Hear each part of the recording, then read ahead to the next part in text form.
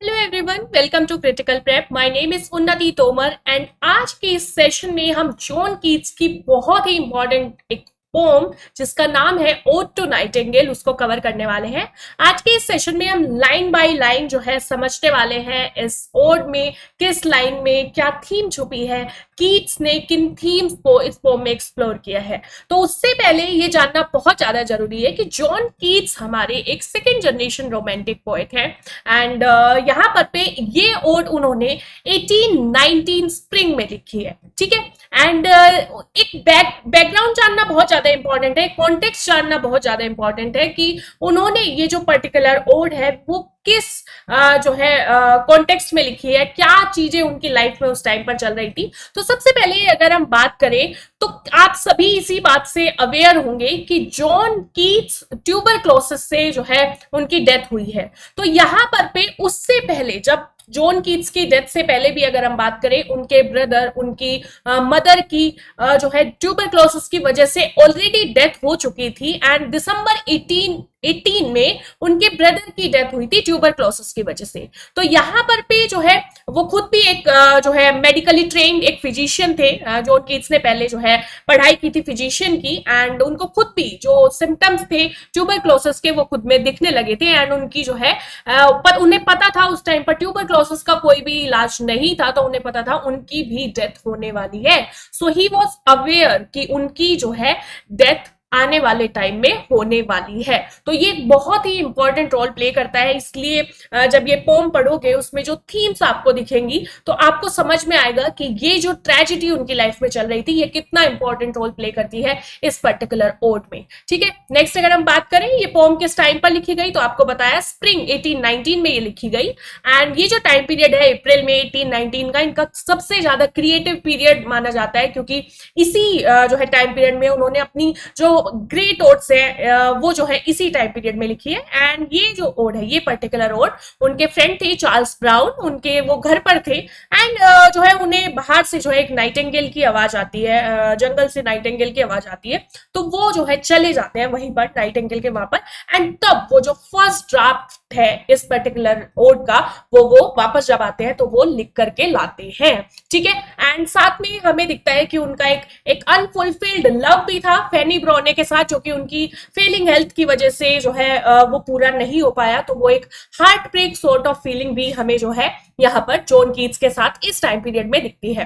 अब बात करें अगर इस पोम के आर्किटेक्चर की तो 8 स्टैंजाज में आपको ये पोम देखने को मिलती है, ठीक है। 10 लाइंस आपको एक जो है हर एक स्टैंजा में 10 लाइंस देखने को मिलती है। आइम्बिक पेंटामीटर में ये जो है लिखी गई है एंड इसकी राइमिंग स्कीम की अगर हम बात करें तो A B C D and C D E, आपको सी डी ई ये आपको राइमिंग स्कीम जो है देखने को मिलती है, ठीक है।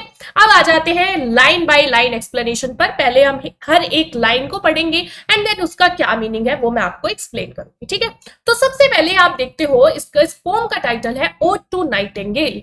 ओड क्या होता है? ओड आप किसी जो है थिंग के या किसी चीज के आप जो है किसी इमोशन के किसी एब्स्ट्रैक्ट आइडिया के प्रेज में जब कोई चीज लिखते हो उसको हम ओड बुलाते हैं, ठीक है। तो यहां पर पे जब हम देखते हैं जनरली ओड्स में आपने देखा होगा, अगर आपने पीबी शैली की ode to the west wind पढ़ी है, टू अ स्काई लार्क पढ़ी है, तो आप देखोगे कि डायरेक्टली पहले जो है जिस भी चीज के ऊपर वो ओड लिखी जा रही होती है उसको एड्रेस किया जाता है, राइट। जैसे hail to thee blithe spirit, to a skylark की ओपनिंग लाइंस है। लेकिन जब हम इस पर्टिकुलर ओड की जब ओपनिंग लाइंस पढ़ते हैं तो इसमें शुरुआत में नाइटिंगेल का कहीं भी मेंशन नहीं है। तो यही से पहले तो यही क्वेश्चन अराइज होता है कि क्या ये एक्चुअल में ओड नाइटिंगेल के ऊपर है या फिर वो यहां पर पे हमें कुछ और ही कहना चाह रहे हैं, क्योंकि नाइटिंगेल का यहां पर आप देखोगे पहली लाइन पढ़ो, my heart aches and the drowsy numbness pains my sense as though of hemlock I had drunk. इनमें कहीं भी हमें नाइटिंगेल का मेंशन नहीं है इन दोनों लाइंस में, ठीक है। एक पहले सिंपल मतलब समझते हैं कि यहाँ पर पोइट कहना क्या चाह रहे हैं कि जो पोइट है वो बहुत ही हैवी फील कर रहे हैं, बहुत ही एक जो है हार्ट एक, जब आपको जो है बहुत दुख होता है तो हार्ट एक वो वाला एक यहाँ पर पे वो बात कर रहे हैं। एक ड्राउजी नमनेस है, ड्राउजी मतलब एक बहुत ही नमनेस सी एक स्लीपी सा पेन वो जो है फील कर रहे हैं। माई sense as though of hemlock I had drunk, ऐसा लगता है जैसे उन्होंने हेमलॉक पी लिया है। What is hemlock? हेमलॉक क्या होता है? हेमलॉक यहाँ पर पे एक्चुअल में एक पॉइजन है, ठीक है। हेमलॉक एक पॉइजन को यहाँ पे रेफर करता है। कौन सा पॉइजन? यहाँ पर पे मैंने आपको बताया, ये वो पॉइजन है जो एक्चुअल में सोक्रेटिस ने भी पिया था। एंड यहाँ पर पे जब उनकी डेथ होती है तो hemlock is a poison here, तो ये आपको पता होना चाहिए। सिंपल सा जो है रेफरेंस है यहाँ पर पे हेमलॉक का, कि यहाँ पर पे ऐसा लग रहा है कि उन्होंने कोई पॉइजन पी लिया है, इस तरीके की जो है फीलिंग उन्हें यहाँ पर पे स्टार्टिंग में है। ओके, नेक्स्ट आ जाओ। नेक्स्ट रो बात करते हैं, और emptied some dull opiate to the drains, 1 minute passed and lead words had sunk। यहाँ पर पे क्या करें, कहते हैं कि ऐसा लगता है, ओपिएट क्या होता है? ओपिएट होता है ड्रग्स। तो ऐसा लग रहा है कि उन्होंने जो कोई जो है ड्रग कंज्यूम कर लिया है, एंड वो जो है यहाँ पर पे 1 minute passed and the lead words had sunk। What is Lethe? यहाँ पर पे जो है लीथ रिवर का रेफरेंस यहाँ पर पे दिया गया है। यहाँ पर जो लीथ रिवर है बेसिकली होती क्या है, let me explain you that. यहाँ पर पे ग्रीक माइथोलॉजी में ये माना जाता है कि डेथ के बाद एक जो है आपको 5 रिवर्स होती हैं, एंड वहां से उनसे गुजरना पड़ता है। जब आप लीथ रिवर का पानी पीते हो, Lethe river is basically a river of forgetfulness. तो नए वर्ल्ड में एंटर करने से पहले आप वो जो लीथ रिवर है, रिवर ऑफ फॉरगेटफुलनेस जिसे बुलाते हैं, उसका जब आप पानी पीते हो तो इस वर्ल्ड की जितनी भी चीजें, जितनी भी मेमोरीज है, वो आप यहीं पर पे छोड़ जाते हो, ठीक है। तो यहां पर पे क्या बोला गया है, और इसका इस लाइन का मतलब क्या है, लेट मी एक्सप्लेन। यहां पर पे लिखा हुआ है, और as if he swallowed a sedative drug, उन्होंने कोई ड्रग ले लिया और वो जो है डूबते जा रहे हैं कहां, फॉरगेटफुलनेस में। एंड ये जो लीथ रिवर है ये आपके ग्रीक माइथोलॉजी पर बेस्ड है, ठीक है। तो हमें अभी तक भी नाइटिंगेल का कोई भी जिक्र नहीं मिला है। वो यहाँ पर हमें वो कैसा फील कर रहे हैं, उनके इमोशंस क्या है, ये हमें यहाँ पर पे वो बता रहे हैं, ठीक है। अब यहाँ पर पे इन लाइंस के बाद आता है हमारा नाइटिंगेल का जिक्र। वो कहते हैं, this not through envy of thy happy lord, but being too happy in thine happiness. तो यहां पर पे अब वो किसकी बात कर रहे हैं, दाई कौन, दाई कौन है यहाँ पर पे, दाई इज नाइटिंगेल हियर। नाइटिंगेल को वो कहते हैं, नाइटिंगेल को वो देखते हैं, नाइटिंगेल बहुत खुश है। और नाइटिंगेल को देख करके क्या कहते हैं, जनरली अब हमें पता लग गया है कि Keats at this point of time, जितना भी हमने बैकग्राउंड अभी तक समझा है कीट्स की लाइफ का, he was very unhappy. Obviously he was unhappy, क्योंकि जब आपको पता है कि you are going to die, तब वो जिस तरीके की जो है मेंटल स्टेट में है, यहाँ पर पे अगर at that point of time generally आप किसी को देखते हो happy, so you feel envy, ठीक है। वो जेलिसी की फीलिंग जो है अंदर आ सकती है। बट यहां पर पे कीट्स कहते हैं कि ऐसा कुछ भी नहीं है, ठीक है। I am not jealous, rather मैं तो खुश हूं, मैं तो खुश हूं। तुम्हारी खुशी जो है वो मुझे यहाँ पर पे खुशी दे रही है। वो ओवरवेल्म्ड है ये देख करके, कि जो बर्ड की हैप्पीनेस है उसे देख करके वो बहुत ही ज्यादा ओवरवेल्म्ड है कि बर्ड जो है वो कितनी केयर फ्री है, कितना जॉय है बर्ड के पास। कौन सी बर्ड के पास? ऑब्वियसली नाइटिंगेल के पास, ठीक है। That thou light wing dryad of the trees in some melodious plot. यहाँ पे क्या कहते हैं, डायरेट। यहाँ पर पे क्या होता है, direct actually is the bird is a direct, direct मतलब ट्री स्पिरिट, ठीक है। तो यहाँ पर पे वो ट्री स्पिरिट बुलाते हैं। The light wing direct of the trees, कि तुम जो है वो ट्रीज में एक स्पिरिट हो, ठीक है, इन सम मेलोडियस प्लॉट, ठीक है। तो वो यहाँ पे नाइटिंगेल को एक ट्री स्पिरिट बुलाते हैं, लाइट विंग ट्री स्पिरिट, जो कि गाना गा रही है। मेलोडियस प्लॉट मतलब गाना गा रही है।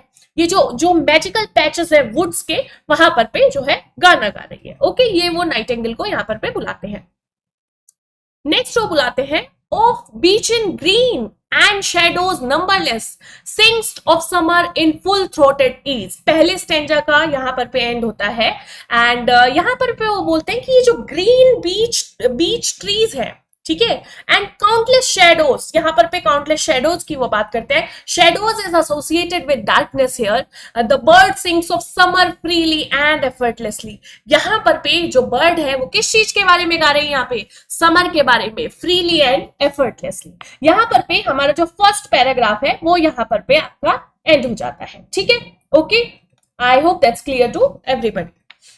नेक्स्ट आ जाओ। नेक्स्ट स्टैंजा हमारा यहाँ से शुरू होता है। अभी तक उन्होंने हमें नाइटिंगेल से इंट्रोड्यूस करा दिया है, जिस तरीके के इमोशंस वो फील कर रहे हैं उसके बारे में वो ऑलरेडी बात जो है यहाँ पर पे कर चुके हैं।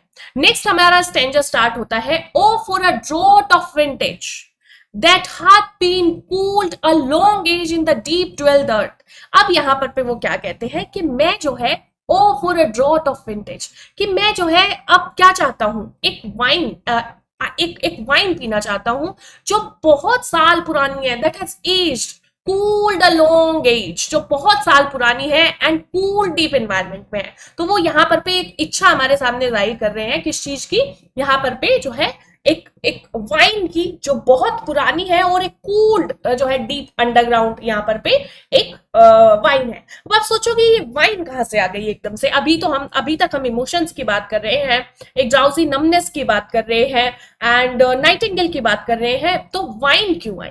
ठीक है, तो यहाँ पर पे वाइन का क्या रोल है वो समझो, क्यों उन्हें वाइन वाइन की इच्छा क्यों उन्हें हो रही है, क्यों वो वाइन पीना चाहते हैं, ये वो पूरा इस स्टेंजा में हमें यहाँ पर पे एक्सप्लेन करते हैं। क्या कहते हैं? Tasting of Flora and country green dance and provincial song and sunburnt mud.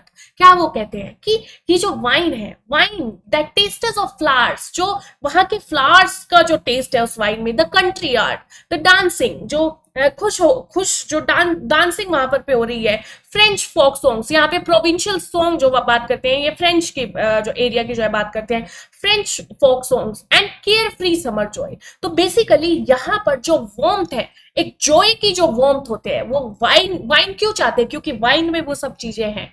Wine वो जो हैप्पी इन्वायरमेंट पे बनी है, वाइन जो है कंट्री साइड जिसमें टेस्ट है फ्लावर्स का, जिसमें फ्रेंच फोक सॉन्ग्स का टेस्ट है, केयर फ्री समर जॉय का जो है टेस्ट है, वो वाइन वो चाहते हैं। ठीक है, क्यों? क्योंकि he is missing that warmth of Joy, वो जो वार्मथ है जॉय की, वो मिस कर रहे हैं। दैट्स वाई यहाँ पर पे वो जो है एक वाइन पीना चाहते हैं। आगे वो बोलते हैं यहाँ पर पे कि ये जो सिंगल यहाँ पर पे एक सिप है जो वाइन का, वो कैसे उनके अंदर वो एक सेंसरी एक्सपीरियंस जो है ले आएगा, वो जो रूरल वार्मथ है, वो जो सन है, वो जो डांस है, वो सब जो है उनके अंदर वो जो है उसको एक्सपीरियंस कर पाएंगे। आगे वो बात करते हैं यहाँ पर पे, O for a beaker full of warm south, ठीक है, full of true and blushful Hippocrene. यहाँ पर पे वो बात करते हैं हिपोक्रेन। पहले हिपोक्रेन जान लेते हैं क्या होता है। Hippocrene is basically a fountain on Mount Helicon. Mount Helicon यहाँ पर पे माना जाता है कि जहाँ पे जो म्यूजेस है, जो ग्रीक म्यूजेस है, वो वहां पर पे रहा करते थे। Mount Helicon is that place and वहां का ये जो हिपोक्रेन है, it is actually a fountain and इस फाउंटेन से जो है यहाँ पर पे जो भी उसका फाउंटेन का जो आपका पानी होता है यहाँ पे, बेसिकली वो पोइटिक इंस्पिरेशन जो है लेकर के आता है, क्रिएटिविटी लेकर के आता है। तो यहाँ पर पे Hippocrene is basically associated with poetic inspiration, poetic जो है क्रिएटिविटी के साथ एसोसिएटेड है। तो वो क्या कहना चाह रहे हैं यहाँ पे?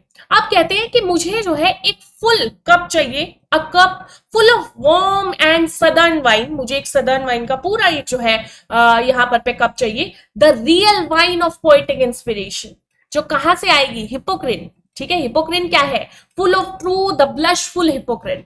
ब्लशफुल हिपोक्रेन की उन्हें जो है एक फुल बीकर चाहिए and that is for the poetic inspiration. I hope that's clear. ठीक है, तो यहां पर पे फिर वो आगे बोलते हैं, the beaded bubbles winking at the brim and purple stained mouth. यहां पर पे कह रहे हैं कि वाइन इतनी रियल है कि he can see the bubbles, जो रिम के आसपास जो बबल्स है, जैसे आप कोई भी ड्रिंक जब डालते हो, कोका कोला अगर आपने देखा होगा, जब आप उसको ग्लास में डालते हो तो बबल्स आते हैं, यहाँ पर पे वो जो है कह रहे वो मैं देख सकता हूं। And imagine his lips stained purple from drinking it. And wine पीने की वजह से, वाइन का कलर जो है हमने यहाँ पर पे देखा है कि उसको पीने से जो है जो लिप्स हैं वो भी स्टेन्ड हो जाएंगे, वो भी पर्पल कलर के हो जाएंगे। ठीक है, नेक्स्ट वो बोल रहे हैं, स्टैंजा के जो है एंडिंग होती है, that I might drink and leave the world unseen and with thee fade away into the forest dim.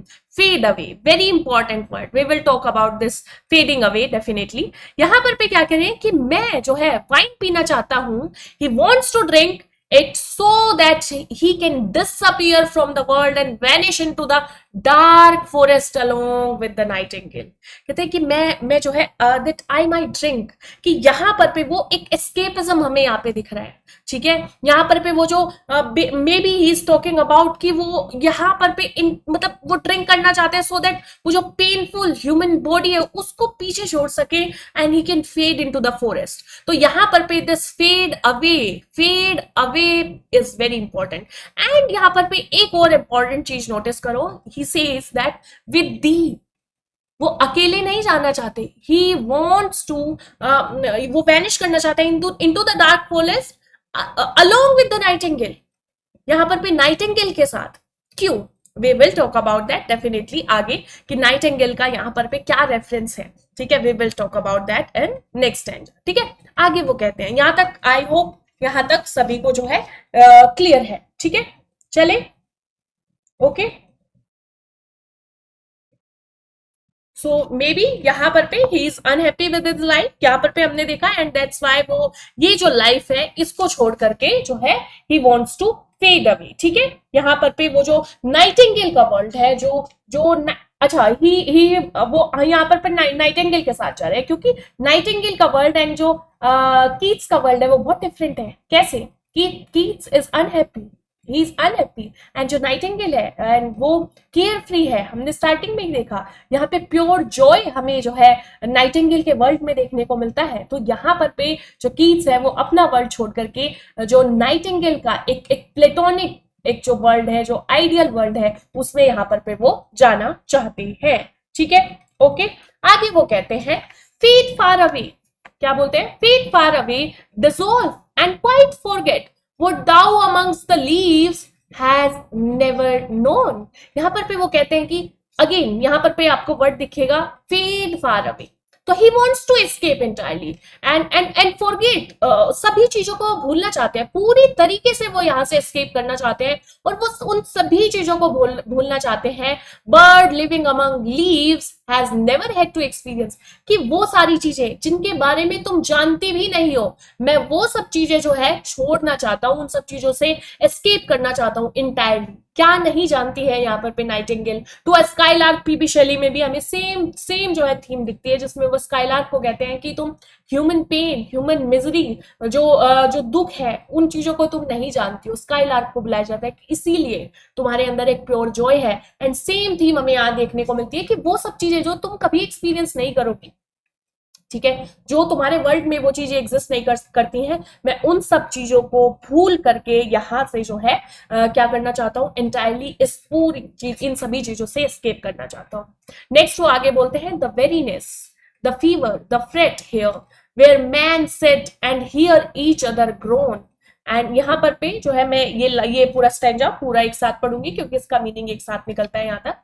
Where palsy shakes a few sad last gray hairs, where youth grows pale and spectre thin and dies। Very important। पहले line by line इसका मतलब देख लेते हैं, then मैं आपको इसका जो कलेक्टिवली ये जो मीन करता है ये हमारी लाइंस वो आपको समझाऊंगी। पहले वो कहते हैं यहाँ पर पे कि नेमली, अब वो नेम करते हैं कि कौन कौन सी चीजें हैं जो तुम कभी एक्सपीरियंस नहीं करोगी, जिन्हें वो भूलना चाहते हैं। Human exhaustion, sickness, anxiety, the suffering people witness in each other, एक दूसरे को देखते हैं ग्रोन करते हुए। क्या कह रहे हैं यहाँ पे? Here where men sit and hear each other groan, जहां पे लोग एक दूसरे को सफरिंग में देखते हैं। Where palsy shakes a few sad last grey hairs, where youth grows pale and spectre thin and dies, जहां old age trembles with sickness, old age में, एंड डेथ का ऐसा नहीं है कि डेथ सिर्फ ओल्ड एज में ही आएगी, यहाँ पर maybe Keats is talking about himself, and young people grow pale thin as ghost and die, जहां पर पे जो है यंग पीपल भी जो है they grow pale and thin as ghost and die, maybe he's talking about himself। तो यहाँ पर पे he is talking about three things, ठीक है। यहाँ पर पे आप इसे रिलेट कर सकते हो गौतम बुद्ध का जो रियलाइजेशन था। गौतम बुद्ध के बारे में अगर आपको पता है तो जो लाइफ की 3 हर्डल्स हैं, he was seeking the solution for those hurdles, and वो हर्डल्स कौन कौन सी थी आपकी यहाँ पर पे? It was pain, it was old age and it was death, ठीक है। ये 3 चीजों की यहाँ पर पे गौतम बुद्ध बात करते हैं। तो यहाँ पर पे आप कीट्स में अगर देखोगे, पहले when he says groan, he talks about the pain here, right? He says groan, and groan मतलब pain, suffering. Then he talks about आपकी ओल्ड एज, जहां पर पे वो बात करते हैं last grey hairs, he talks about old age, and then he talks about death. तो यहाँ पर पे आप जो गौतम बुद्ध का रियलाइजेशन है वो हमें इस पोम में भी जो है, जॉन कीट्स के पोम में भी सेम चीज हमें देखने को मिलती है। पे ह्यूमन एग्जिस्टेंस की जो कोर एगोनीज है तीनों, वो हमें यहाँ पे देखने को मिलती हैं। अब यहाँ पर पे जब आप बात करोगे, गौतम बुद्ध ने इन तीनों हर्डल्स का जो एक सॉल्यूशन था वो क्या दिया था? That was nirvana, what was nirvana? Nirvana क्या होता है? निर्वाणा इज बेसिकली कि to leave the world unseen and just fade away. That is what nirvana is in simple terms. And shayad, that's what Keats is also saying, कि to just he wants to fade away. वो इस world को जो है unseen छोड़ करके एकदम से जो है फेड अवे करना चाहते हैं. He is saying the same. So may be यहाँ पर पे हम जो है निर्वाणा का जो रोमांटिक एज का वर्जन है वो हमें देखने को मिल रहा है. तो यहाँ पर पे जो है वो बात करते हैं. एंड मे बी यहाँ पर पे हो सकता है कि अपने जो ब्रदर है उनका रेफरेंस वो यहाँ पर पे दे रहे हो, जहाँ पे वो कह रहे हैं कि young people grow pale thin as ghost and die. Maybe he is talking about his brother, क्योंकि जो है दिसंबर 1818 में उन्होंने अपने जो है ब्रदर टॉम की भी जो है डेथ देखी थी ट्यूबरक्लोसिस की वजह से. देन ही सेज, आगे वो बात करते हैं, where but to think is to be full of sorrow and lead an eye despairs. यहाँ पे कह रहे हैं जहां पर simply सोचना, एक thinking brings sadness and heavy hopeless despair. ऐसा वर्ड जहां पर पे सिर्फ सोचना जो है sadness लेकर के आता है, heavy and hopeless despair लेकर के आता है. where beauty cannot keep her lustrous eyes or new love pine at them beyond tomorrow. कहते हैं कि ऐसा वर्ड जहां पर पे जो ब्यूटी है, ब्यूटी ट्रांसिएंट है, ब्यूटी फेड हो जाती है, new love can not last and even survive past tomorrow. तो यहाँ पे ये जो है ह्यूमन रेंज की बात करते हैं, जहां even simple act of thinking एक डिस्पेयर लेकर के आता है. एंड जो ब्यूटी है, जो लव है, दे आर ट्रेजिकली टेम्परेरी. ये कौन सा वर्ल्ड है? ये ह्यूमन वर्ल्ड है, जिसमें ये जो है ये सभी चीजें बहुत ही ट्रांजिएंट है. And that's why may be these things do not matter. ठीक है, क्योंकि ये बहुत ही ट्रांजिएंट है, और जो चीज ट्रांजिएंट है वो शायद उतनी मैटर नहीं करती है. ठीक है, यहाँ पर पे अब आता है हमारा नेक्स्ट स्टैंजा, जहां पर वो बात करते हैं, away away for I will fly to thee, not charioted by Bacchus and his parts. इसमें क्या बात कर रहे हैं कि वो डिसाइड करते हैं कि वो जो है, क्योंकि ह्यूमन रेल्म हमने अभी देखा, ह्यूमन रेल्म में, ह्यूमन वर्ल्ड में कितनी दिक्कत है, एक एक करके उन्होंने सबके बारे में बात करी. तो वो कहते हैं कि वो डिसाइड कर लेते हैं कि वो जो बर्ड का जो वर्ल्ड है उसमें वो एस्केप करना चाहते हैं. वो कहते हैं, लेकिन आगे वो यहाँ पर पे बात करेंगे, not charioted by Bacchus and his pards. कहते हैं लेकिन वाइन की हेल्प से नहीं. क्यों? यहाँ पे बेकस का क्या रेफरेंस है? बेकस समझो, बेकस जो है एक्चुअली ग्रीक माइथोलॉजी में उनको जो है गॉड ऑफ वाइन बुलाया जाता है. एंड यहाँ पे वो पार्ट्स यहाँ पे बात हो रही है लेपर्ड्स की. ठीक है, जो मे बी यहाँ पर पे जो गॉड ऑफ वाइन है बेकस, वो एक जो उनके चैरियोट है उसको कौन लेकर के चलते हैं? It was pulled by parts, leopards. ठीक है, तो यहाँ पर पे जो है वो इस चीज की बात करते हैं कि यहाँ पर पे मुझे नहीं जाना है, not charioted by Bacchus and his pards. यहाँ पर पे लियोपार्ड्स आप समझ ही गए होंगे ये इस चीज की. कहने नहीं ऐसे नहीं जाना है मुझे. ठीक है, कैसे जाना है फिर? ये अगर रास्ता नहीं है, वाइन से अगर वो नहीं जा रहे हैं, क्योंकि वाइन जब अल्कोहल आप कंज्यूम करते हो, वाइन अगर आप कंज्यूम करते हो, तो एक जो है एक ड्राउजी, एक इंटॉक्सिकेशन की एक जो स्टेट में चले जाते हैं. एंड वहां पर पे कह रहे हैं कि मैं ये जो है रास्ता नहीं ले रहा हूं. फिर क्या करने वाले हैं वो कहते हैं, but on the व्यूलेस wings of पोएजी. What is पोएजी? Poetry. कि मैं कैसे जाने वाला हूं, ये मतलब वो ये जो फिजिकल एस्केप है उसको जो है मना करके क्या कहते हैं, इमेजिनेशन का रास्ता वो चूज करते हैं.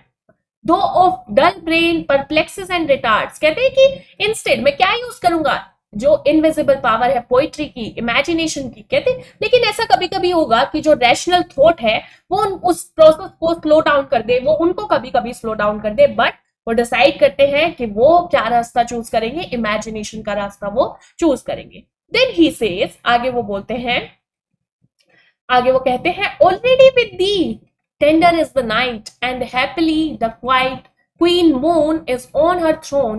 तो सडनली वो फील करते हैं कि उन्होंने जो है बर्ड को यहाँ पर पे ज्वाइन कर लिया है. ठीक है, यहाँ पर पे इसका एक और एक्सप्लेनेशन भी है, I will give you that later. तो उनको लगता है कि उन्होंने बर्ड को ज्वाइन कर लिया है. The night is gentle and the moon shines like a queen on her. ठीक है, तो यहाँ पर पे सडनली वो कहते हैं ऑलरेडी विद. ठीक है, तो यहां पर भी अब इसका जो दूसरा एक्सप्लेनेशन है वो ये कहता है कि अब जो नाइटिंगेल एंड जो पोएट है वो एक्चुअल में एक हो गए हैं. एक कैसे हो गए हैं कि अब इमेजिनेशन के थ्रू उन्होंने उनकी जो फिजिकल बॉडी है उसको यहाँ पे नेगेट कर दिया है, और उन्होंने खुद की कॉन्शियसनेस को ट्रांसपोर्ट कर दिया है. कहाँ? बर्ड के पास। तो अब आगे की जो लाइंस हमें देखने को मिलेगी वो हमें जो कीट्स की फिजिकल बॉडी है वो उसे ट्रांसपोर्ट करके, उसे वहीं छोड़ करके इमेजिनेशन के जो यहाँ पर पे इमेजिनेशन से वो जो है अब हमें सारी चीजें वो नाइटिंगेल के पर्सपेक्टिव से हमें यहाँ पे देखने को मिलेगी। उन्होंने नाइटिंगेल को के साथ अब वो एक हो गए हैं। ठीक है, अब उनकी जो कॉन्शियसनेस है वो ट्रांसपोर्ट हो गई है कहाँ, नाइटिंगेल में। ठीक है, आगे वो क्या बोलते हैं यहाँ पर पे, clustered around by all her steady face, but here there is no light। And यहां से हमें पता लगता है कि हाँ अब वो वहां पहुंच चुके हैं, उनकी जो कॉन्शियसनेस है वो नाइटिंगेल के साथ हो चुकी है। क्या कहते हैं यहाँ पर पे वो स्टेडी फेस, फेस मतलब फेरीज, ठीक है, surrounded by stars like her fairy attendants, but where he actually stands there is no light। no, he is not talking about the dark, he is talking about the dark forest here, but अब वो किस चीज की बात करें कि जो पेड़ है जहां पर पे नाइटिंगेल बैठी हुई है अब वो वहां चले गए हैं, वो उस पर्सपेक्टिव से अब हमें दिख रहा है। एंड उस पेड़ पे अब now there is no light. अब यहाँ पर पे जो है पेड़ पे जब नाइटिंगेल बैठी है यहाँ there is no light. Save what from heaven as with the breezes blown through wondrous glooms and winding mossy ways। तो यहाँ पे वो कहते हैं सिर्फ लाइट, वैसे यहाँ पे कोई लाइट नहीं है, लेकिन लाइट कहाँ से आ रही है, वो जब हवा चल रही है यहाँ पे विद द ब्रीजेस ब्लोन, जैसे जैसे हवा चल रही है तो जो वो पत्ते हैं जब वो इधर उधर होते हैं तो उनके बीच में से जो है लाइट ड्रिफ्ट करती हुई उन तक पहुंच रही है। ठीक है, and light drifting down through the leafy darkness and mossy forest paths. तो यहाँ पे दो जो मून है वो बहुत ही ब्राइट है ऊपर, लेकिन जहां वो बैठे हुए हैं वहां जो है इट्स कंप्लीटली डार्क एंड जो है जो पत्तियां हैं जो वुड्स है उससे वो एनक्लोज्ड है एंड वहां पर जब हवा चलती है तो उसके बीच से जो है लाइट ड्रिफ्ट करती हुई अंदर आ रही है। ठीक है, आगे वो बात करते हैं यहाँ पर पे, I can not see what flowers are at my feet nor what soft incense hangs upon the boughs। यहाँ पे कहते हैं कि इतना अंधेरा है मुझे यहाँ पर पे जो है फ्लावर्स अपने अराउंड नहीं दिख रहे हैं। ठीक है, और जो स्मेल है एग्जैक्टली वो जो what scents hang in the branches वो कुछ भी उन्हें नहीं दिख रहा है। फिर वो आगे क्या कहते हैं, ठीक है, एंड आगे आप देखेंगे कि अब वो यहाँ पर पे जो देखना है, आंखों से जो देखना है वो हमें आगे इस पूरे पैराग्राफ में नहीं मिलेगा। यहाँ पर पे वो जो ऑडिटरी सेंसेस है, जो ऑल्फैक्टरी सेंसेस है, जो उन सभी को यहाँ पर पे वो यूज करेंगे। जैसे वो आगे बोलते हैं, but it embalmed darkness guess each sweet wherewith the seasonal month endows. क्या कहते हैं कि इस जो है डार्कनेस में भी वो गैस करते हैं हर एक सेंट को, जो कौन लेकर के आया है, मई, मतलब यहाँ पर पे स्प्रिंग की वो बात कर रहे हैं। तो जो ये सीजन है, ये जो मंथ है ये लेकर के आया है, इसमें अलग अलग जो है स्वीट सेंट्स को अब वो गेस करेंगे। ठीक है, ओके कूल। अब यहाँ पर पे हमें एक पैराडॉक्स देखने को मिलता है। व्हाट इज द पैराडॉक्स, कि जो कीट्स है वो खुद अंधेरे में है यहाँ पर पे, और नाइटिंगेल, एंड मैंने बताया नाइटिंगेल और वो अब उनकी कॉन्शियसनेस एक हो चुकी है, वो नाइटिंगेल के पर्सपेक्टिव से जो है हमें यहाँ पर पे चीजें बोल रहे हैं। एंड यहाँ पर पे ये जो स्टैंजा है वो आपको सबसे कलरफुल स्टैंजा मिलेगा। इसमें अलग अलग आपको जो है फ्लावर्स की वो बात कर रहे हैं, यहाँ पर पे वो अलग अलग सेंट्स की बात कर रहे हैं, लेकिन एक्चुअल में ये कब है, जब कीट्स जो है, जो हमारे स्पीकर है, वो कहाँ है, प्योरली डार्कनेस में है, वहां पर बिल्कुल अंधेरा है। एंड ये जो पूरा आपका जो है स्टैंजा है ये बहुत ही कलरफुल है, बहुत ही वाइब्रेंट है। यहाँ पर पे हमें स्टार्टिंग में ही दिख गया कि हमें यहाँ पर पे जो हर एक सेंट है, अलग अलग सेंट को वो यहाँ पर पे गेस कर रहे हैं। नेक्स्ट वो बोलते हैं, the grass the thicket and the fruit tree wild white hawthorn and the pastoral eglantine. यहाँ पे वो कहते हैं जो ग्रास है, जो बुशेस है, वाइल्ड फ्रूट ट्रीज है, व्हाइट होथॉर्न ब्लॉसम है, वाइल्ड रोजेस है, इन सबको वो जो है यहाँ पर पे एक्सप्लेन करते हैं। नेक्स्ट आगे वो बोलते हैं, fast fading violets covered up in leaves and mid May's eldest child, कि जो वॉयलेट्स हैं वो already wilting under fallen leaves and the flower that comes latest in May. ठीक है, तो यहाँ पर पे वो हमें इस पूरे सीजन में जो फ्लावर्स हैं, इस पूरे सीजन के जो सेंट्स हैं, उनके बारे में हमें यहाँ पर पे एक्सप्लेन कर रहे हैं। आगे वो बोलते हैं, the coming musk rose full of dewy wine the murmurous haunt of flies on summer eves. यहाँ पर पे वो क्या कह रहे हैं कि जो मस्क रोज है that is about to blue and full of dew, wine की तरीके से, एंड जो फ्लाइज है, they are buzzing on summer evenings, यहाँ पर पे जो समर इवनिंग है उसमें जो फ्लाइज है वो यहाँ पर पे जो है दे आर बजिंग। तो बेसिकली यहाँ पर पे वो जो है पूरा ये जो स्प्रिंग का सीजन है उसको उन्होंने यहाँ पर पे एक्सप्लेन किया है।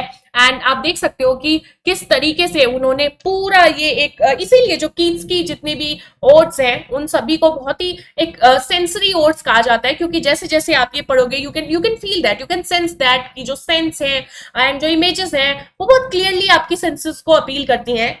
ये पूरा स्टैंजा उसका बहुत ही एक अच्छा एग्जाम्पल है। एंड यहाँ पर पे जो है हमें क्या दिखता है कि जो मस्क रोज है that is full of dopamine, and यहाँ पर पे एक नेचुरल एक प्योर जो इंटॉक्सिकेशन है उसको कंपेयर किया गया है जो ह्यूमन विंटेज जो वाइन की हमने बात की थी स्टेंजा 2 में। ये कंपैरिजन भी आपको देखने को मिल रहा है, क्योंकि यहाँ पर पे ये नेचुरल नेचर जो एक, क्योंकि रोमांटिक एज में नेचर एक बहुत बड़ा रोल प्ले करता है, नेचर एक जो है स्केप प्रोवाइड कराता है सॉर्ट ऑफ रोमांटिक, अगर राइटर्स में हम देखें तो यहाँ पर पे हमें जो है एक नेचुरल एक प्योर इंटॉक्सिकेशन हमें यहाँ पर पे नेचर में देखने को मिल रहा है। Musk rose about to bloom full of dew like wine. ठीक है, तो यहाँ पर पे ये स्टैंजा हमारा खत्म हो जाता है। नेक्स्ट स्टैंजा की शुरुआत होती है, Darkling I listen, and for many a time I have been half in love with easeful death। ये लाइन आपने बहुत बार जो है सुनी होगी। यहाँ पर पे पहले वो कहते हैं listening in the dark, darkling I listen, darkling का मतलब है hidden in the dark। तो कीट्स एडमिट यहाँ पे करते हैं कि he is half in love with easeful death। क्या मतलब है इसका, ये क्या कहना क्या चाह रहे हैं easeful death, किस ईजफुल डेथ की वो यहाँ पर पे बात कर रहे हैं। Let me explain that. And यहाँ पर पे वो कह रहे हैं कि जब वो देखते हैं कि अब वो नाइटिंगेल के साथ जो है इस डार्कनेस में है, तो यहाँ पर पे maybe he is thinking कि जब उनको ट्यूबरक्लोसिस है, he is going to die soon, and वो जो डेथ है that is going to be very very painful, क्योंकि ट्यूबरक्लोसिस बहुत ही पेनफुल डिसीज जो है आप जानते हो। तो that experience is going to be very painful. And यहाँ पर भी जब वो यहाँ अकेले हैं डार्क में, जब बैठे हुए हैं, he is alone in the dark, and ये जो एक्सपीरियंस है being alone in the dark, इसको यहाँ पर पे कंपेयर किया गया है with the experience of death. ठीक है, ये जो बीइंग अलोन, ये जो अकेले वो डार्कनेस में बैठे हैं, ये आपका कंपैरिजन है with the experience of death. And maybe that's why he is thinking कि death is not that is not going to be that bad, death उतनी बुरी नहीं होगी। ठीक है, शायद that's why he is thinking that. तो यहाँ पर भी वो क्या कहते हैं, half in love. Why not full in love, पूरी तरीके से क्यों नहीं, हाफ इन लव क्यों बोला उन्होंने इस ईजफुल डेथ को। ईजफुल डेथ हम समझ गए हैं किसकी बात कर रहे हैं, but why half in love. Half in love इसलिए maybe he and maybe he wants to be cured, obviously वो ठीक होना चाहते हैं। एंड एक पहली जो है प्रायोरिटी उनकी यही है कि because he wants to be cured, he wants to live the life, and maybe that's why ये जो है हमारी ये जो ईजफुल डेथ है ये उनकी सेकंड चॉइस है। उनकी फर्स्ट चॉइस क्या है, to be alive, to be cured. तो दैट्स व्हाई वो यहाँ पे क्या बोलते हैं, I have been half in love with easeful death. ठीक है, ओके तो शायद यहाँ पर पे जो वो ईजफुल डेथ की बात करते हैं, he is wishing to die quietly at the peak of imaginative ecstasy, कि इसी इमेजिनेटिव एक्टेसी में उन्हें जो है एक ईजफुल डेथ जो है उनकी हो जाए। आगे वो क्या कहते हैं, call him soft names in many amused rhyme to take into the air my quiet breath. इसमें वो क्या कहते हैं कि he has written gentle poems calling death by tender names, wishing it would quietly take his last breath। ठीक है, कि मैं बहुत सारे जो है अलग अलग पोएम्स यहाँ पर पे मैं लिख चुका। आगे वो बात करते हैं, वेरी सिंपल लाइंस की, तो इसमें कोई एक्सप्लेनेशन की जरूरत नहीं है। आगे वो कहते हैं, now more than ever seems it rich to die to cease upon the midnight with no pain. यहाँ पर पे क्या कहते हैं, now more than ever dying feels like a rewarding release to stop existing painlessly at midnight, कि यही this is the best time to die. ठीक है, इससे अच्छा जो है टाइम नहीं है, क्योंकि यहाँ पर पे जो डाइंग है it feels like a rewarding release, ये जो एस्केप है यहाँ से जो है रिलीज हो जाएगा, और टू स्टॉप एग्जिस्टिंग पेनलेसली, बिना किसी पेन के मिडनाइट में यहाँ पर पे जो है पेनलेसली विल स्टॉप एग्जिस्टिंग। तो यहाँ पर पे ट्यूबरक्लोसिस जो है उनको बहुत ही, अगेन मैंने बताया, एक बहुत ही पेनफुल डेथ यहाँ पर पे जो है एक होती है ट्यूबरक्लोसिस से। एंड कीट्स की डिजायर क्या है कि cease upon the midnight with no pain. ठीक है। तो यहाँ पर पे वो जो है एक पीसफुल ऑल्टरनेटिव उस पेनफुल डेथ्स का जो है यहाँ पर पे एक चाहते हैं, एंड उसकी यहाँ पर पे वो बात कर रहे हैं। Next he says, while thou art pouring forth thy soul abroad in such an ecstasy।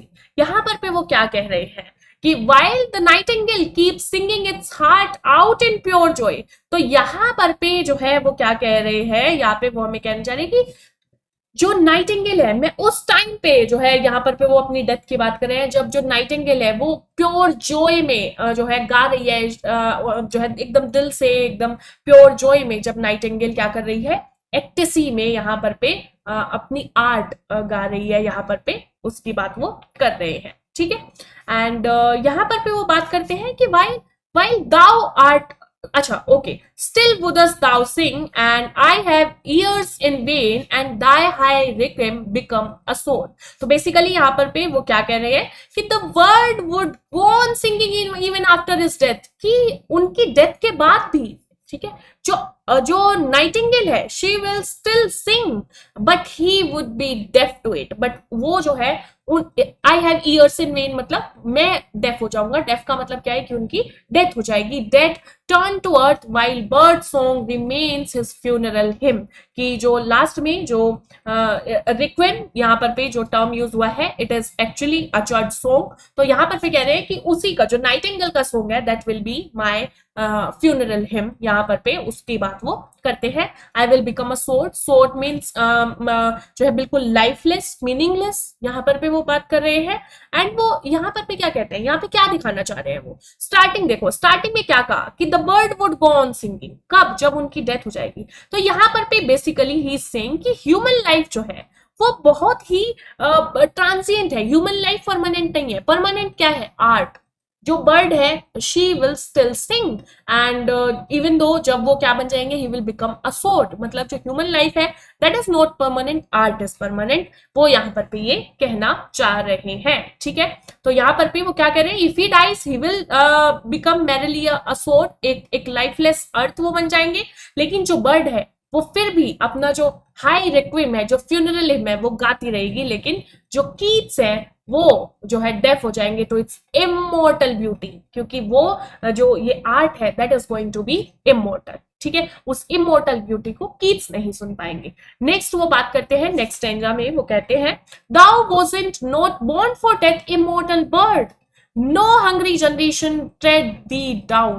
तो यहां पर पे वो नाइटिंगेल को कहते हैं कि you are immortal unlike humans, it isn't destroyed by the passing of generations. मतलब यहां पर पे वो क्या बात कर रहे हैं, बेसिकली बहुत सिंपल सी एक बात समझो। यहां पर पे एक बहुत ही कंफ्यूजन होता है कि नाइटिंगेल को वो इमोर्टल क्यों कह रहे हैं।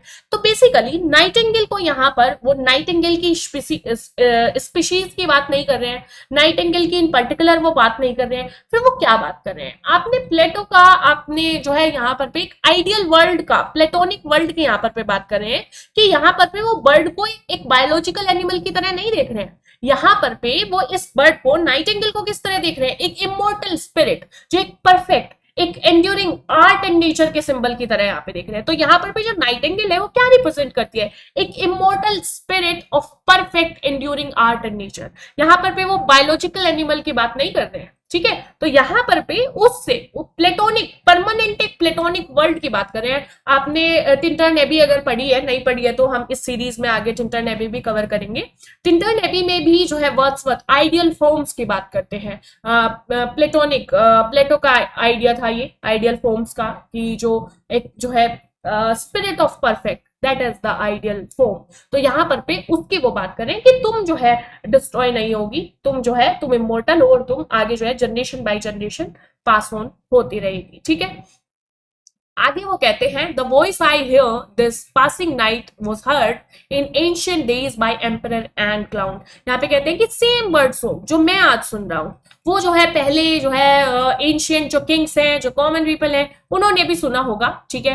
एंड यहीं पर पे ये जो आज मुझे ये जो जॉय दे रहा है, नाइटिंगेल का जो सॉन्ग सुन करके मुझे जो सोलेस मिल रहा है, एग्जैक्ट सेम सॉन्ग ने अब से पहले जो एंशियंट एम्परर्स हैं, जो ऑर्डिनरी क्लाउन्स एनिमल्स हैं उनको भी सेम इसी तरीके से सोलेस जो है, इसी तरीके से सुकून जो है, शांति जो है प्रोवाइड की होगी, जैसे आज जब मैं परेशान हूं या मैं जब अनहैप्पी हूं तब ये मुझे जो है ये सॉन्ग यहाँ पर पे एक सोलेस प्रोवाइड करा रहा है। आगे वो कहते हैं यहाँ पर पे परहैप्स द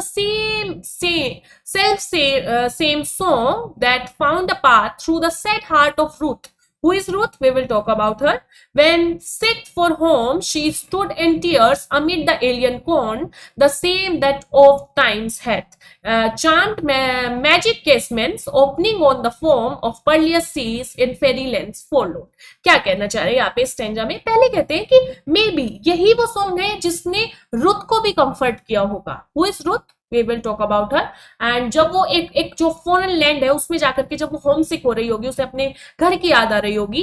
रुथ एक बिब्लिकल फिगर है एंड शायद इसी सेम सॉन्ग ने उस टाइम पे रुथ को भी वही सोलेस प्रोवाइड कराया होगा जब वो रो रही होगी. कहाँ? अनफेमिलियर फील्ड्स में, वो जो एलियन कॉर्न है, एलियन कॉर्न के जो फील्ड्स है उसमें जब वो रो रही होगी तो उसको भी सेम सॉन्ग ने कंफर्ट प्रोवाइड कराया होगा. तो यहाँ पर पे रुथ जो है वो एक जो है बिब्लिकल यहाँ पर पे फिगर है एंड उसके हस्बैंड की डेथ हो जाती है. देन शी वर्क्स जो है बोस के यहाँ पे and then she marries him. And जब वो एलियन कॉर्न के जब फील्ड में वो खड़ी हुई है, जो किसके बोस के फील्ड्स हैं उनमें होकर के उसको अपने घर की याद आ रही है. शी इज होम सिक, उसके हस्बैंड की डेथ हो जाती है, वो एक एलियन जगह पर आ गई है एंड उसको अपने घर की याद आ रही है. तो मे बी इसी सेम सॉन्ग ने जो है रुथ को भी कंफर्ट किया होगा. नेक्स्ट वो आगे बात करते हैं चार्म्ड मैजिक केसमेंट्स यहाँ पर पे केसमेंट्स मीन्स विंडो, इस तरीके की window.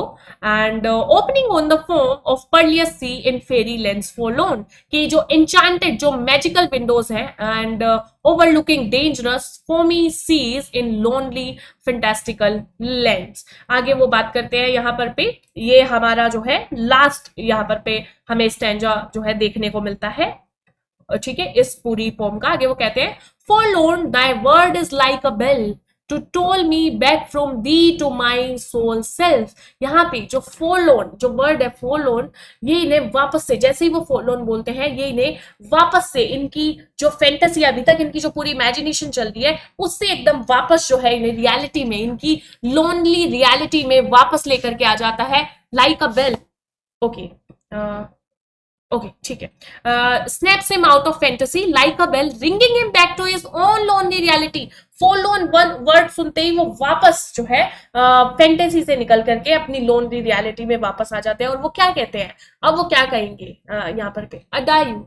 Adieu is basically you are saying goodbye, you are bidding farewells to someone. The fancy cannot cheat so well and she is famed to do deceiving elf. क्या कहते हैं, goodbye. Imagination isn't as good at deceiving him as people say it is. यहाँ पे ध्यान से देखो, he used the word fancy here. And अगर हम बायोग्राफिया लिटरेरिया में एस.टी. कॉलरिज का आप जो है बायोग्राफिया लिटरेरिया के बारे में अगर आपने पढ़ा है, उसमें उन्होंने इमेजिनेशन को 3 पार्ट्स में डिवाइड किया था, primary imagination, secondary imagination and fancy. And fancy को उन्होंने क्या बुलाया था, फैंसी को उन्होंने बुलाया था बहुत ही सुपरफिशियल जो है फैंसी को यहाँ पे बुलाया था. तो इसीलिए यहाँ पर पे ये सेकेंडरी इमेजिनेशन यहाँ पर पे वर्ड इन्होंने यूज नहीं किया है यहाँ पर पे, जो क्योंकि ये जो इमेजिनेशन है बहुत ही सुपरफिशियल है. That's why he uses the term fancy here. और यहाँ पर पे क्या कहते हैं वो, कि यहाँ पर पे शायद जो इमेजिनेशन है वो सस्टेन नहीं कर पा रही है आगे एंड वो दैट्स व्हाई अब उन्हें जो है वापस रियलिटी में आना पड़ेगा. शायद इमेजिनेशन उतनी भी गुड नहीं है, isn't as good at deceiving him as people say it is. तो यहाँ पर पे जो है वो फैंसी एक मिस्चीवियस स्पिरिट की यहाँ पर पे बात करते हैं जो सस्टेन नहीं कर पा रही है as an escape from reality permanent उनको एक एस्केप इमेजिनेशन के थ्रू नहीं मिल पा रहा है. आगे वो फिर से कहते हैं यहाँ पे वो कहते हैं अडायू दाई plaintive anthem fades past the near meadows over still stream. तो क्या कहते हैं, farewell the birds sad songs fade away. अब जब आप वो जो है वापस आ रहे हैं इमेजिनेशन से रियलिटी में वापस आ रहे हैं, तो वो जो बर्ड का सॉन्ग है वो धीरे धीरे क्या कर रहा है, वो फेड अवे कर रहा है. Passing over near by meadows and a quite stream, वहां से जो है ये बह रहा है ये जो सॉन्ग है, up the hill side and now this buried deep in next valley glades, क्या कहते हैं, up the hill and now it's completely gone lost in the valley beyond. अब जो है धीरे धीरे धीरे धीरे वो जो सॉन्ग है वो दूर जाता जा रहा है और भी ज्यादा है, now it's completely gone. Last में क्या कहते हैं, वॉज इट अ विजन और अ वेकिंग ड्रीम, अब जब वो वापस रियलिटी में आ चुके हैं, now he is questioning that, क्या ये एक विजन था या ये एक वेकिंग ड्रीम था। Fled is that music do I wake or sleep, very very famous lines, fled is that music do I wake or sleep, now he is wondering कि उनकी जो पूरा ये जो पूरा एक्सपीरियंस था ये रियल था या फिर ये इमेजिन था। म्यूजिक जो है वो अब चला गया है and he can not tell if he is now awake or still dreaming, he doesn't know that। ठीक है, तो यहां पर पे आता है हमारा जो है central question, as the bird's anthem physically fades over the hills, physically वो जो हिल्स है, हिल्स के पीछे वो फेड हो गया है, एंड जो है यहाँ पर पे कीट्स एक कंफ्यूजन के साथ यहाँ पर पे जो है इस पूरी ओड के एंड में है, एंड वो इस पूरे ये जो उन्होंने एक्सपीरियंस किया है इसको वो क्वेश्चन कर रहे हैं लास्ट में यहाँ पर पे। ठीक है, एंड इस क्वेश्चन के साथ इस जो है ओड को वो एंड करते हैं, एंड इस क्वेश्चन का आंसर कहाँ पे मिलता है, ये जो कंफ्यूजन है, ये जो पूरा इन्होंने जो है यहाँ पर पे जिस कंफ्यूजन से ये ओड आपकी शुरू हुई थी उसी कंफ्यूजन पे ये जो है उसी स्टेट ऑफ कंफ्यूजन में ये आपकी ओड जो है एंड होती है, डू आई वेक और do I sleep and was it a vision or a waking dream, waking dream maybe he is talking about the escape here। तो यहाँ पर पे maybe life is also a dream and how to become permanent if it's a dream। तो ये जो how to become permanent, ये जो permanency वाली जो थीम है ये आगे इसी के कंटिन्यूएशन में आपको देखने को मिलेगी। और टू द ग्रीशियन अर्न, और टू ग्रीशियन अर्न में इस क्वेश्चन का जो है आंसर करते हैं वो कि मे बी जो है it was just a dream or maybe he wanted to escape. तो ये जो परमानेंट है, ये जो परमानेंसी है, हाउ टू बी परमानेंट, इस ये जो क्वेश्चन है, ये जो कंफ्यूजन है, ये आगे जो है और टू ग्रीशियन एंड में आगे वो इसकी बात करते हैं। सो अब अगर हम बात करें यहाँ पर पे 3 मोड्स हमें दिखते हैं उनके एस्केप के। पहले वो बात करते हैं वाइन की एंड केमिकल इंटॉक्सिकेशन, फिर वो आगे बात करते हैं पोइसी की, फैंसी की, जिसमें वो जो है इमेजिनेशन की बात करते हैं, एंड लास्ट में वो बात करते हैं यहाँ पर पे डेथ की। ठीक है, कि पूरी तरीके से जो है एक पेनलेस, एक अल्टीमेट रिलीज उन्हें मिल जाए, ये जो इतने दुख है, ये जो इतने अनहैप्पीनेस है उससे। एंड यहाँ पर पे तीसरा एस्केप वो किसकी बात करते हैं, डेथ की। तो ये 3 तरीके के एस्केप हमें थ्रू आउट द पोएम जो है देखने को मिलते हैं। यहाँ पर पे 2 वर्ल्ड हमें, मोर्टल और इमोर्टल जो वर्ल्ड है उनका एक कोलाइड हमें यहाँ पे देखने को मिलता है। देख कोलाइड, दोनों के दोनों वर्ल्ड्स यहाँ पे कोलाइड करते हैं। ह्यूमन रेल्म जो बहुत ही ट्रांसिएंट है, बहुत ही डिकेइंग है, कॉन्शियस ऑफ टाइम है, इनएविटेबल डेथ है, डेथ से आप बच नहीं सकते। इसमें वेरीनेस है, फीवर है, फ्रेट है, एंड जहां पर भी जो यूथफुल ब्यूटी है वो इनएविटेबली फेड होनी ही होनी है। वहीं दूसरा जो वर्ल्ड है वो किसका है, वो नाइटिंगेल का है, जो कि इमोर्टल है, परमानेंट है, एंड उसमें कोई ह्यूमन सोरो, डिसीज ये सब नहीं है, और उसमें जो है एक ईज है, उसमें एक इटर्नल समर है, और जो वो अनटच्ड है इन सभी चीजों से। एंड बीच में यहाँ पर पे जो बर्ड का जो सॉन्ग है वो हमें इन दोनों चीजों के बीच का एक ब्रिज यहाँ पर पे देता है। ये जो नाइटिंगेल का सॉन्ग है ये हमें अलाउ करता है एक मोर्टल माइंड को, जो कीट्स का है, उसको पार्टिसिपेट करने के लिए इस इमोर्टल वर्ल्ड में। तो किसके थ्रू यहाँ पर पे वो जो ब्रिज बीच में है वो क्या है, नाइटिंगेल का सॉन्ग, उसको सुन करके उसके थ्रू जो है वो एक मोर्टल वर्ल्ड से इमोर्टल वर्ल्ड में जो है पार्टिसिपेट करते हैं। ठीक है, यहाँ पर पे जो है हमें डिस्पेयर, ओवर थिंकिंग ये हमें देखने को मिला है, mortal trap, and negative capability हमें यहाँ पे देखने को मिली है। नेगेटिव कैपेबिलिटी कीट्स ने कॉन्सेप्ट दिया था जिसमें वो बात करते हैं the ability to negate one's own identity and fully inhabiting an object, जैसे कि the bird, and existing comfortably in uncertainties, mysteries and doubts without demanding logic. उस चीज के पीछे लॉजिक न लगा करके कंफर्टेबली एग्जिस्ट करना उन अनसर्टेनिटीज में, उन मिस्ट्रीज में, उन डाउट्स में। तो यहाँ पर भी सेम ही चीज वो करते हैं जब वो नाइटिंगेल के जो है अपनी आइडेंटिटी नेगेट करके नाइटिंगेल के साथ एक हो जाते हैं। ठीक है, फिर वेकिंग ड्रीम उनका लास्ट का जो है शैटर्ड इल्यूजन हमें देखने को मिलता है। द वेकिंग ड्रीम एक अब्रप्ट उनका रिटर्न है फिजिकल सेल्फ में, एंड जिससे जो पोइट है वो बहुत ही ज्यादा कंफ्यूज हो गए हैं about the nature of reality. ठीक है, when a man is capable of being in uncertainties, mysteries, doubts without any irritable reaching after fact and reason. ये इन्होंने आपके जो है जॉन कीट्स ने अपने भाई को जो लेटर लिखा था उसमें नेगेटिव कैपेबिलिटी के बारे में इन्होंने ये बात की है।